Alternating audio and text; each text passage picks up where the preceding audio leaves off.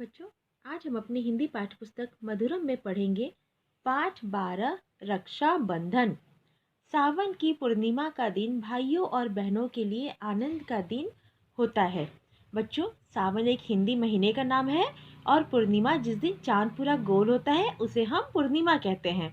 यह दिन भाइयों और बहनों के लिए आनंद का दिन होता है, अर्थात खुशी का दिन होता है। इस दिन भाई बहन रक्षाबंधन का पावन त्योहार मनाते हैं। पावन यानी पवित्र और त्योहार यानी पर्व मनाते हैं।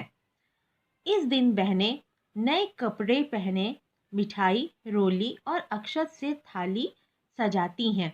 बच्चों, रोली अर्थात कुमकुम और अक्षत चावल के दाने को कहते हैं। इनसे वो थाली सजाती हैं। बहन भाई के माथे पर तिलक लगाती है, कलाई पर राखी बांधती है, फिर उसे मिठाई खिलाती है। बहन भाई के लिए मंगल कामना करती है। मंगल कामना यानी शुभ कामना करती है। भाई बहन की रक्षा का संकल्प लेता है। संकल्प लेता है अर्थात प्रण लेता है। बहन को उपहार भी देता है, यानी कुछ तोहफा भी देता है। रक्षाबंधन बहुत प्राचीन त्योहार है। प्राचीन यानी बहुत ही पुराना त्योहार है। प्राचीन काल में ब्राह्मण सावन की पूर्णिमा से एक सप्ताह पहले एक पात्र में मिट्टी भरकर उसमें गेहूं या जौ बोते थे। बच्चों, पात्र का मतलब होता है बर्तन, यानी किसी बर्तन में मिट्टी भरकर वो उसमें गेहूं या जौ बोते थे। गेहूं या जौ एक अनाज का नाम है। एक सप्ताह में वे छोटे छोटे पौधे बन जाते थे। ब्राह्मण उसे राजपूत सेनानियों की कलाइयों में बांधते थे। अर्थात जो राजपूत सेनानी या जो राजपूत सैनिक होते हैं उनकी कलाइयों पर वो पौधे बांधते थे।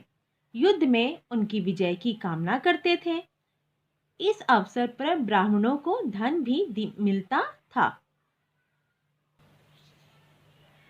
धीरे धीरे यह प्रथा समाप्त हो गई।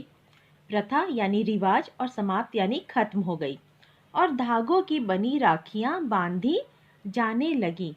बच्चों, अब जो राखियां होती हैं वो धागों की बनी होती है ना।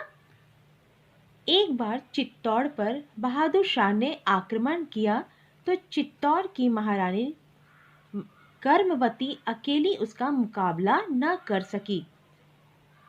बच्चों, चित्तौड़ एक स्थान का नाम है जो कि यहाँ से 100 किलोमीटर की दूरी पर है। जब बहादुर शाह ने चित्तौड़ पर आक्रमण अर्थात हमला किया तो उस समय चित्तौड़ की महारानी थी कर्मवती। वो अकेले उससे लड़ाई नहीं कर सकती थी, तो उसने दिल्ली के बादशाह हुमायूं को राखी भेजकर सहायता मांगी। उसकी रक्षा के लिए हुमायूं अपनी सेना लेकर युद्ध के मैदान में उतर आया था।